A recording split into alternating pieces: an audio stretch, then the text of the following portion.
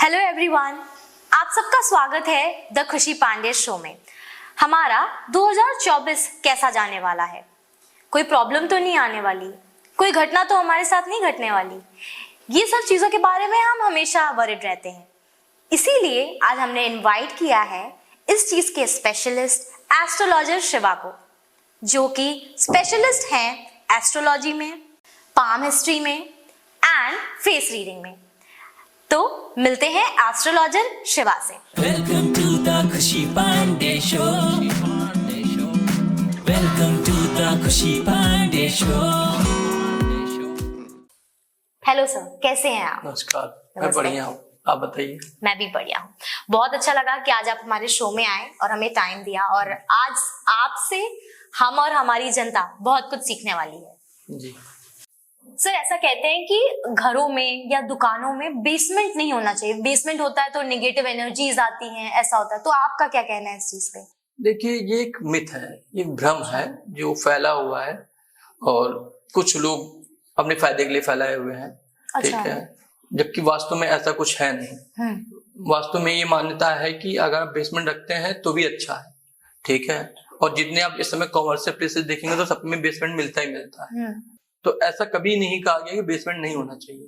हाँ, बेसमेंट किस दिशा में ज्यादा अच्छा होता है ये डिपेंड करता है। जैसे साउथ ईस्ट डायरेक्शन जो होती है, यहाँ पे अगर आप बेसमेंट रखते हैं तो बहुत अच्छा माना जाता है। अच्छा सर, मैंने ये भी सुना है कि जैसे लोग घर पे रह रहे हैं, उनकी छत पे बहुत सारा सामान रखा जाता है। जैसे घर का टूटा हुआ बर्तन कहीं जाओ, छत पे डाल दो जाके, साइकिल का कोई सामान छत पे डाल दो। तो क्या इसका भी नेगेटिव इम्पैक्ट होता है लोगों की रात? हाँ, इम्पैक्ट होता है। मैं फिर बताऊंगा कि देखिए, जो भी साउथ ईस्ट डायरेक्शन आपकी वो खाली ही होनी चाहिए। ठीक है, और टूटी फूटी चीजें तो वास्तु में बिल्कुल भी अलाउ नहीं की जाती हैं। नहीं रखनी चाहिए। ठीक है, कहते हैं कि आपके अगल बगल का एटमॉस्फेयर आपको प्रभावित करता है। ठीक है, हम स्वच्छ जगह बैठेंगे तो हमारा मन प्रसन्न होगा, हम गंदी जगह बैठेंगे हमारा मन थोड़ा दूषित होगा। ठीक है, तो एटमॉस्फेयर का प्रभाव पड़ता है। तो वास्तु में सबसे ज्यादा यही देखा जाता है कि वातावरण कैसा है। हम अच्छी अच्छी चीजें लगाएंगे तो देख के वैसे ही तो मन होगा ना। राइट। ठीक है, तो ऐसे मान ली गंदी चीजें पड़ी हुई है, टूटी फूटी पड़ी हुई है, तो हमारा मन भी वैसा ही हो जाएगा। सर, मैंने सुना है कि जैसे लोगों के हर घर में मंदिर होता है। है ना? लोग बड़े मन से मंदिर लेके आते हैं, पूजा करते हैं अपने घर में। पर लोग कहते हैं ना, मैंने बहुत सारी चीजें हुई कि जब से हम लोगों ने यहाँ पे मंदिर रखा, पूजा करनी शुरू हुई, हमारे घर पे सब गलत ही गलत होने लगा, बहुत निगेटिव इम्पैक्ट आने लगा। तो मुझे जानना है इस बारे में कि हमें अपने घर में कौन सी डायरेक्शन में मंदिर रखना चाहिए। ओके, देखिए, मंदिर की बात करें तो वास्तु शास्त्र में हर चीज का एक स्थान दिया गया है। ठीक है, और अगर आप वास्तु शास्त्र के हिसाब से चलेंगे तो मंदिर नॉर्थ ईस्ट डायरेक्शन में होना चाहिए। ठीक है, उत्तर पूर्व दिशा, अगर किसी को नहीं पता है तो उत्तर पूर्व दिशा, इसे ईशान कोण भी बोलते हैं। ईशान कोण में रखना चाहिए। ईशान कोण में ही मंदिर होना चाहिए। अगर आपके घर में ईशान कोण में मंदिर है तो हमेशा ही फ्रूटफुल रहेगा, हमेशा ही उसका अच्छा फल मिलेगा आपको। जितना पूजा पाठ करेंगे उतनी तरक्की होगी, उतनी उन्नति होगी। दूसरी बात यह है कि अगर उसके अलावा आपने कहीं और साउथ डायरेक्शन में मंदिर रखा है या कहीं और रखा हुआ है तो वो अच्छा नहीं, साउथ में तो बिल्कुल भी अच्छा नहीं है। तो मंदिर की मेन दिशा जो है, मेन स्थिति है, वो ईशान कोण में होनी चाहिए। उत्तर पूर्व दिशा में मंदिर का स्थान होना चाहिए। अगर आपके मंदिर उत्तर पूर्व दिशा में है या मान लीजिए आपको स्थान नहीं है, वहाँ पे आपने नहीं बनवाया है, तो आजकल लोग वो बना बनाया ला के मंदिर वहाँ पे स्थापित कर देते हो, तो वैसा कर लीजिए, सिंपल सी बात है। अच्छा। लेकिन मंदिर का स्थान ईशान कोण में होना चाहिए, और कहीं मंदिर अगर है तो वो दिक्कत दे सकता है। सर, आजकल का जो सबसे बड़ा मुद्दा है, सबसे बड़ी प्रॉब्लम लोगों की है, वो बेरोजगारी है। लोग कहते हैं ना कि जॉब नहीं लग रही है, जॉब लगती भी है तो 10-15 दिन जाता हूँ, छूट जाती है, निकाल दिया जाता हूँ। तो ऐसे लोग क्या करें जिनकी जॉब के लिए प्रॉब्लम आ रही है? 2024 में ऐसा क्या करें? इसके लिए सबसे जरूरी 2 ग्रह इंपॉर्टेंट मैं मानता हूँ। एक शनि ग्रह अच्छा होना चाहिए, एक मंगल ग्रह। अच्छा। मंगल आपको एनर्जी देता है, आप हताश हो जाते हैं, 2-3 जगह जाने पर चीजें नहीं होती है तो हताश हो जाते हैं। और शनि देव अगर अच्छे नहीं तो कंसिस्ट नहीं होने देते, आपको एक जगह जमने नहीं देते हैं। ठीक है, तो मेरा मानना है कि अगर आपको रोजगार प्रॉपर नहीं मिल पा रहा है, आप कंटिन्यूटी नहीं बना पा रहे हैं, तो आपको हनुमान जी की पूजा करनी चाहिए और मंगलवार का व्रत करना चाहिए। सर, मैंने सुना है कि 2024 आने वाला है, उसे शनिदेव रूल करेंगे। जो अच्छे कर्म है तो उसका फल देंगे, बुरे कर्म है तो उसका फल देंगे। तो लोग जब सुनते हैं ना कि अरे शनिदेव रूल करेंगे, तो इंसान के मन में डर आया जा रहा है। तो अब आप इस बारे में बताइए कि ये कैसा होने वाला है। हाँ, एक्चुअली न्यूमरोलॉजी के हिसाब से देखा जाए तो हम बात करेंगे, क्योंकि शनि देव तो अपने उसमें गोचर करते रहते हैं, अभी कुंभ में प्रवेश कर जाएंगे। लेकिन अगर न्यूमरोलॉजी की बात करें तो अंक ज्योतिष में 8 अंक जो है वो शनि देव का माना जाता है। ठीक है, 2024 को जब हम पूरा ऐड करेंगे तो 8 नंबर निकल के आता है। 8 नंबर शनि देव का होता है और शनि देव से शासित होता है। ठीक है, तो 2024 कहीं ना कहीं शनि देव का प्रभाव बहुत ज़्यादा रहने वाला है 2024 में, इसीलिए सबका हिसाब 2024 में होगा। जो पाखंड फैला रहे हैं, जो झूठ फरे फैला रहे हैं, जो कहीं ना कहीं झूठा दिखावा कर रहे थे आज तक, जो जिनका झूठा प्रेम संबंध चल रहा था, वो सब का खुलासा शनिदेव करेंगे, क्योंकि शनिदेव धर्म के कारक हैं, न्याय के कारक हैं। वो आपका हिसाब अवश्य करते हैं, चाहे पहले करें चाहे बाद में, लेकिन हिसाब वो सबका करते ही करते हैं, सबका होगा। जो न्याय के प्रति समर्पित हैं उनकी उन्नति अवश्य होगी। जो अभी तक परेशान चल रहे थे, जिनको न्याय नहीं मिल रहा था, उनको न्याय मिल जाएगा। और कहीं ना कहीं जो बहुत मेहनत करने पे सफलता नहीं मिल रही थी, उनको सफलता भी मिलेगी। सर जैसे कहते हैं ना कि बहुत लोगों के घर में बहुत टाइम से मंदिर गलत दिशा में है, बाथरूम गलत दिशा में है, तो क्या इसमें कुछ निगेटिव एनर्जीज भी आते हैं, निगेटिव एनर्जीज का भी इम्पैक्ट होने लगता है? सर जैसे कहते हैं ना कि बहुत सालों से हमारा ये कमरा बंद है, इसमें कोई पंछी भी पर मारने नहीं जाता है, अंधेरा है कमरे के अंदर, और फिर कहते हैं कि लोगों को अब जाते हुए डर लगता है कि रात में सोते हैं तो अजीब सी आवाजें आती हैं, ऐसा होता है। तो क्या ये सारी चीजें भी एस्ट्रोलॉजिकल बैकग्राउंड से सही की जा सकती है, या फिर ये ऐसा होता भी है? यानी आपने कुछ कभी अपनी लाइफ में ऐसा होता है। देखिए, जैसे किसी को वो चीज फील हो रही है, ठीक है, तो अगर एक का अनुभव है तो एक प्रकार से मान सकते हैं कि उसको वहम हो गया। बट अगर 2-3 लोगों का अनुभव है कि वहां पे आवाजें आई, उनको सुनाई दी, या कोई पीछे खड़ा हुआ महसूस हुआ, तो बट नेचुरल है, वहां पे नकारात्मकता महसूस है, उसको जो हो रही है, तो वहां पे नकारात्मक मौजूद है और उसको प्रभावित कर रही है। तो एस्ट्रोलॉजी में इसका समाधान निश्चित रूप से मिलता है, और आप एस्ट्रोलॉजी की पद्धति अपनाकर इसका समाधान प्राप्त कर सकते हैं। जी। ओके। अगर आपकी लाइफ में कोई ऐसा एग्जिस्टेंस हुआ हो? हाँ, काफी लोग आते रहते हैं हमारे पास। हाँ। ठीक है, और उनको हमने निश्चित रूप से अच्छा समाधान दिया है। हाँ। और चीजें काफी सही हो चुकी हैं। आपने कभी किसी भी नेगेटिव एनर्जी का आपने अपनी आंखों से, मतलब खुद से सामना किया? हाँ, सामना किया। क्या वहाँ पे होता है? एक्चुअली जब हम, जैसे क्या होता है कि ये लोगों में वहम होता है, कई लोग कहते हैं कि भूत नहीं होते हैं। हाँ। ठीक है, कई लोग कहते हैं, और कई लोग कहते हैं भूत होते हैं। लेकिन मैं मानता हूँ कि अनुभव से बड़ा ज्ञान कुछ नहीं होता है। जो चीज आपने अनुभूत की हो, उससे बड़ा ज्ञान कुछ हो ही नहीं सकता है। ना वो किताब दे सकती है, ना वो कोई साथ दे सकता है। और मैं चीजों को, चूंकि हम लोग पूजा पाठी लोग हैं, हम लोग पूजा पाठ करते हैं, नित्य कर्म में पूजा पाठ है हमारे, तो उस वजह से कुछ असर नहीं होता है। इन चीजें महसूस हो जाती हैं कि बगल में कोई चीज है जो आपको प्रभावित करने की कोशिश कर रही है। नहीं सर, एकदम ये सही बात है कि अगर हम लोग पॉजिटिव हैं और हम भगवान की पूजा कर रहे हैं, सच्चे मन से अपने काम करें, तो हमें कोई भी नेगेटिव चीज परेशान नहीं। बिल्कुल सर। अब मुझे जानना है कि जैसे लोग, मैंने बहुत लोगों को देखा है बहुत तरीके के वो स्टोन्स पहने होते हैं, मैंने भी एक पहन रखा है, तो मुझे ये जानना है कि स्टोन्स का क्या प्रभाव होता है लोगों के ऊपर, और हमें ऐसा कौन सा स्टोन, या आजकल तो ब्रेसलेट्स भी हैं, ऐसे कौन से ब्रेसलेट्स पहनने चाहिए जिससे हमारा करियर आगे बढ़े, या हमें अच्छा नाम मिले, अच्छा पैसा हम कमा पाए, ऐसा कुछ? देखिए, स्टोन्स का प्रत्यक्ष और परोक्ष दोनों रूप में आपके ऊपर प्रभाव पड़ता है। अच्छा। कोई भी व्यक्ति अगर स्टोन पहनेगा तो स्टोन उसको प्रभावित करेंगे ही करेंगे, इसमें कोई दो राय नहीं है। ठीक है, कई लोग कहते हैं कि स्टोन से कुछ नहीं होता है, मैं ये नहीं मानता हूँ। स्टोन से बहुत कुछ होता भी है। ठीक है, लेकिन सबसे बड़ी बात ये होती है कि ये जो आप स्टोन पहनते हो, ये आपको आपकी कुंडली के अकॉर्डिंग पहननी चाहिए। कुंडली किसी भी अच्छे एस्ट्रोलॉजर को दिखवाने के बाद पहननी चाहिए। हाँ, मतलब आपको दिखाने के बाद ही धारण करना चाहिए, बिना दिखाए ऐसे कुछ भी नहीं पहनना चाहिए। मैं सबको यही बोलता हूँ।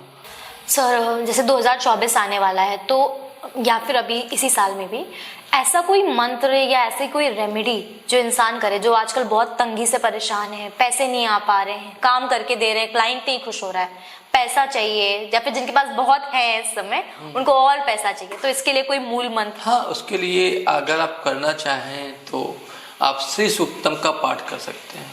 श्री सूक्तम। हाँ। ठीक है, अगर आप इसका पाठ करते हैं तो इससे आपको बहुत लाभ मिलेगा। अच्छा। और जो धन संबंधी समस्याएं आपकी चली आ रही हैं, जो लगातार समस्याएं से व्यक्ति पीड़ित है, तो उसको धन का आवागमन बढ़ जाएगा, धन लाभ के बहुत ज्यादा अच्छे अवसर उसको प्राप्त होने लगे। सर आजकल ना मैं बहुत सारी एक्ट्रेसेस को, मॉडल्स को देख रही हूँ ब्रेसलेट पहने हुए, एंड बहुत कॉमन ब्रेसलेट मैंने जो इन लोगों के हाथों में देखा है वो फिरोजा स्टोन का ब्रेसलेट देखा है।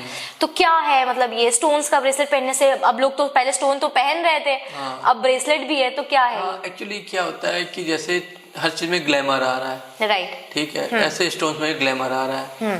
तो कई बार व्यक्ति अंगूठी पहनता है, उसको और ग्लैमर चाहिए होता है या चीजें और अच्छी चाहिए होती हैं, तो उसी स्टोन का वो ब्रेसलेट बनवा के पहन लेता है। तो उसी जैसे स्टोन आता है, मान लीजिए शनि का जो स्टोन होता है वो आता है नीलम, उसी कई उपरत्न होते हैं जिनके ब्रेसलेट बन के भी आते हैं।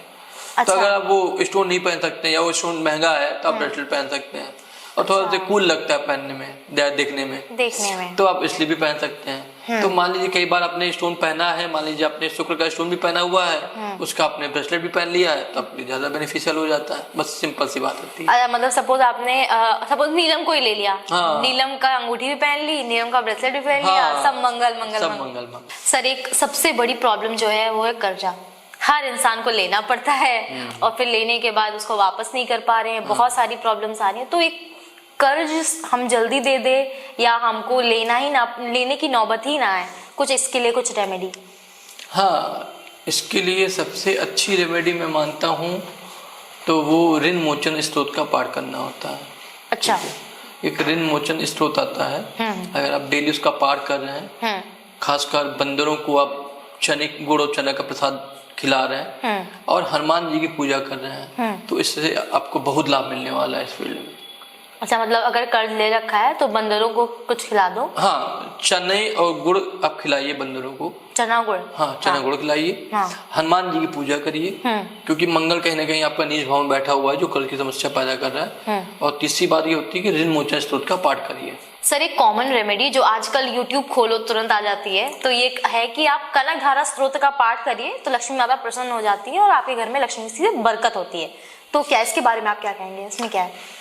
देखिए, हमारे शास्त्रों में जो भी चीज़ें दी हुई हैं या जो भी पूजा पद्धति का विधान है, अगर आप वो निश्चित रूप से सुचारू रूप से करते हैं तो उससे आपको अवश्य लाभ मिलता है। ऐसे ही कनक धारा स्त्रोत भी है, अगर आप कनक धारा का स्त्रोत का पाठ सही से करते हैं, एक ही समय में करते हैं और उसकी जो विधि होती है, क्योंकि हर एक चीज़ की विधि होती है, अगर विधि पूर्वक करते हैं तो आपको उससे लाभ अवश्य मिलेगा। आजकल ये बड़ा कॉमन हो रहा है और ये बहुत गलत चीज़ है कि 18-19 साल की लड़कियां, है ना, लड़के डिप्रेशन एंजाइटी से गुजर रहे हैं और आके इसी सब चीज़ों में आके वो सुसाइड अटेम्प्ट कर लेते हैं। या फिर कोई ऐसी घटना हो जाती है, जैसे अभी रोड एक्सीडेंट हो गया, आपातकालीन मृत्यु हो गई, है ना, एकदम से मृत्यु हुई। तो अगर ये सारी चीजें हो रही हैं तो लोग कहते हैं कि आत्मा जो होती है, जो सोल होती है हमारी, वो तरती नहीं है। तो इसके लिए आप बताइए कि इसका आपको क्या? देखिए, एक लाइन आती है, बड़े भाग मानुष तन पावा, ठीक है, जो मनुष्य शरीर व्यक्ति को मिलता है बहुत भाग्य से मिलता है, क्योंकि 84 लाख योनियां हैं, ठीक है। 84 लाख योनियों में भटकने के बाद जब भगवान बहुत प्रसन्न होते हैं तो आपको एक मनुष्य शरीर देते हैं, मुक्ति का जो द्वार माना जाता है, क्योंकि ये शरीर मुक्ति के लिए आपको मिला हुआ है कि 84 लाख जन्मों के बंधन से आप मुक्त हो सकते हैं। अगर हम स्पिरिचुअलिज्म की बात करते हैं तो आपने उस शरीर को नाश कर दिया, ठीक है, आपने सुसाइड कमिट किया, तो आपने वो उसका मूल्य नहीं समझा, उस शरीर का मूल्य नहीं समझा जिसको पाने के लिए देवता भी तरसते हैं, ठीक है। तो जितना आपकी एज बची हुई है वो तो आपको जीना ही पड़ेगा। अच्छा। हाँ, अगर आपकी 80 साल की एज है तो 80 साल तो आपको भटकना ही पड़ेगा 80 साल तक अपनी एज में। सर जैसा अभी मैंने बहुत सारे केसेस देखे हैं कि जैसे सपोज बूढ़े मम्मी पापा इंडिया में रह रहे हैं या कहीं भी रह रहे हैं और बेटा बहू सब बाहर वेल सेटल्ड है और उनमें से किसी एक की डेथ हो जाती है मम्मी पापा में से, तो बच्चे बस आते हैं, आखिरी देह संस्कार करते हैं और तुरंत निकल जाते हैं। पूजा पाठ पे इतना फोकस नहीं कर रहे हैं, प्रॉपर विधिवत संस्कार नहीं कर रहे हैं अपने माता पिता का, तो इसके क्या नेगेटिव इम्पैक्ट्स हैं?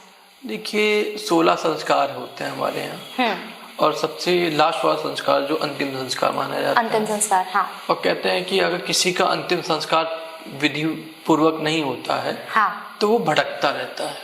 अच्छा, ठीक है, तो भटकाव रहेगा और कई बार लोग काफी सालों तक भटकते रहते हैं। इसलिए मेरा सबको कहना होता है कि अगर आप अपने पेरेंट्स का अंतिम संस्कार कर रहे हैं तो विधि पूर्वक करिए, जल्दबाजी मत करिए। सर जैसे आप जानते हैं कि नया साल आने वाला है, 2024 आ रहा है, तो बहुत लोगों के लिए ये साल नई नई चीजें लेके आएगा, किसी को थोड़ा सावधान रहने की जरूरत है। तो हम राशि वाइज जानना चाहते हैं कि नया साल कैसा होने वाला है। तो शुरू करेंगे मेष राशि से। हाँ, मेष राशि जो है वो इस बार मेष राशि वाले जातकों के लिए जो फल मिलेगा वो मिला जुला मिलेगा। जैसे कैरियर में जो दिक्कतें चल रही हैं वो उनकी समाप्त हो जाएंगी, लेकिन आर्थिक परेशानियों से अभी उनको छुटकारा नहीं मिलेगा। ठीक है। और तीसरी बात जो है, जो स्टूडेंट है उनके लिए भी थोड़ी बहुत समस्याएं रहेंगी, पढ़ाई में मन नहीं लगेगा। तो मेरा मानना है कि चूंकि शनि का प्रभाव ज्यादा रहेगा तो हनुमान जी की उनको पूजा करनी चाहिए, उससे बहुत लाभ मिलेगा मेष राशि के जातकों को। जी सर अब मैं जानना चाहूंगी वृषभ राशि के लिए कैसा रहेगा। वृषभ राशि वाले जातकों के लिए ये साल काफी अच्छा रहने वाला है। अच्छा। उनकी काफी समस्याएं समाप्त हो जाएंगी, नए कार्यों का सृजन होगा। अगर वो प्रॉपर्टी वगैरह में निवेश करना चाहते हैं तो वो भी बहुत उन्नतिदायक होगा। वृषभ राशि वालों के लिए अगर ये साल पूछा जाए तो ओवरऑल काफी अच्छा रहने वाला है। अब बात करते हैं मिथुन राशि की। मिथुन राशि वाले जातकों का शनि उतार पे है। अच्छा जी, शनि का जो प्रभाव चल रहा था वो उतार पे है, तो शनि की वजह से जो भी रुकावटें बनी हुई थी उनके सारे कार्यों में वो दूर होंगी, विवाह संबंधी दिक्कतें दूर होंगी, संतान सुख का भी इसमें योग बनता है। तो अगर संतान पत्नी की इच्छा रखने वाले जातकों के लिए ये साल काफी अच्छा रहने वाला है और शैक्षिक दृष्टि से भी काफी महत्वपूर्ण रहने वाला है। अगर कंपटीशन की तैयारी कर रहे हैं तो काफी अच्छा है उनके लिए। अब हम बात करेंगे कर्क राशि की। कर्क राशि वालों को आर्थिक दृष्टि से थोड़ा सा सामना करना पड़ेगा। आर्थिक विषमताएं पैदा होंगी। अगर आप कोई रोजगार कर रहे हैं, कोई काम कर रहे हैं तो आपको छोड़ना नहीं है। कई बार विचार आएंगे उसको छोड़ दें, नया काम करें, तो नए कार्य बिल्कुल भी मत करिए। मेरा उनको सुझाव है, और जो काम आप लगे हुए हैं वही करिए। छोड़ेंगे तो दोबारा कार्य मिलने में काफी दिक्कतों का सामना करना पड़ सकता है। और अपनी आर्थिक नीतियों को थोड़ा से सही वे में लेके चलिए ताकि परेशानियों का सामना न करना पड़े। खर्च कम करें, कोशिश करें कम से कम खर्चे पे जोर दें तो ठीक रहेगा ओवरऑल। अब हम बात करते हैं सिंह राशि। सिंह राशियों के लिए ये साल तनाव वाला रहने वाला है, क्योंकि इस साल कहीं ना कहीं शनि का प्रभाव ज्यादा है और शनि के प्रभाव की वजह से सिंह राशि थोड़ा से मानसिक रूप से परेशान रहने वाली है। जो उनकी समस्याएं पिछले साल चल रही थी वो भी इस साल बनी ही रहेंगी। बहुत ज्यादा निजात मिलने की संभावना नहीं है, लेकिन एक प्लस पॉइंट उनको ये मिलेगा कि आर्थिक रूप से उतनी दिक्कतें नहीं रहेंगी, काम चलता रहेगा, तो उनके लिए भी ओवरऑल ठीक रहने वाला है। अब बात करते हैं कन्या राशि की। कन्या राशि वाले जातकों के लिए ये साल बहुत अच्छा रहने वाला है। उनके जो सोचे हुए कार्य है वो पूरे होंगे, जो रुके हुए कार्य है वो पूरे होंगे। शैक्षिक दृष्टि से अगर आप स्टूडेंट हैं तो आपको बहुत अच्छा इसमें लाभ मिलेगा। कैरियर, अगर आप नया कैरियर चूज करना चाह रहे हैं या आप पढ़ाई करके निकलेंगे तो कंपटीशन की तैयारी करना चाह रहे हैं तो उनके लिए भी बहुत अच्छा है। कंपटीशन में सक्सेस के पूर्ण योग बनते हैं। और अगर कोई बिजनेस कर रहा है तो बिजनेस में भी तरक्की के योग बनते हैं। तरक्की के योग ये साल उनके लिए बहुत अच्छा रहने वाला। बात करेंगे तुला राशि। तुला राशि की अप्रैल के बाद से, शुरू में तो बहुत अच्छा नहीं रहने वाला है, अप्रैल के बाद से उनके ग्रहों में सुधार होगा और सुधार होता चला जाएगा। दिक्कतें समाप्त होती चली जाएंगी और उन्नति के अवसर प्राप्त होंगे, नए जॉब के अवसर प्राप्त होंगे। तो अगर नया कार्य ढूंढ रहे हैं, नहीं मिल रहा है, तो अप्रैल के बाद आपको मिल जाएगा। सर अब हम बात करते हैं वृश्चिक राशि की। वृश्चिक राशि का जो स्वामी होता है मंगल होता है और वृश्चिक राशि वालों के लिए ये साल थोड़ा से अप्स एंड डाउन्स वाला रहेगा, उतार चढ़ाव वाला रहेगा। वैवाहिक जीवन में समस्याओं का सामना करना पड़ सकता है, डाइवोर्स तक के योग पैदा हो सकते हैं, इसलिए काफी सावधानी से इस साल उनको निकालना पड़ेगा। खासकर प्रॉपर्टी में निवेश से बचना चाहिए, वरना नुकसान के पूर्ण योग बनते हैं। मतलब वृषभ राशि के लिए खतरा है खतरा है ये साल, थोड़ा सी दिक्कतें रहेंगी। अब बात करते हैं धनु राशि की। धनु राशि वालों जातकों के लिए जो समय चल रहा है, जैसे धीरे धीरे उनकी उन्नति बढ़ती होती जा रही है, अब और उन्नति होगी, तो उनके लिए ये साल ठीक रहने वाला है। व्यवसायिक दृष्टि से काफी अच्छा है, मेहनत ज्यादा करनी पड़ेगी। आप जितनी मेहनत करेंगे उतनी ही उन्नति के योग बनेंगे, तो सारा कुछ आपके मेहनत पे डिपेंड होगा। हाँ, अगर आप स्टूडेंट है, पढ़ाई कर रहे हैं, तो पढ़ाई में मन अच्छा लगेगा, जो पिछले साल बहुत अच्छा नहीं लगा होगा, उससे धीरे धीरे ये साल जो उनका आने वाला है मन बहुत अच्छा लगेगा और तरक्की के योग अच्छे हैं।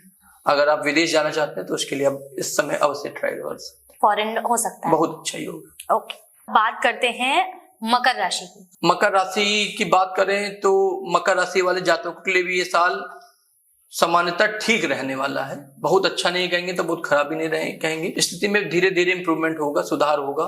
और अगर विवाह करना चाह रहे हैं तो विवाह की संभावना बढ़ेगी। विवाह के योग्य है, अगर आप आयु हो चुकी है तो विवाह के बहुत अच्छे योग बनेंगे और आर्थिक दृष्टि से थोड़ी सी मजबूती बढ़ेगी आपकी। मजबूती बढ़ जाएगी, पैसे में लाभ होगा, लाभ मिलेगा।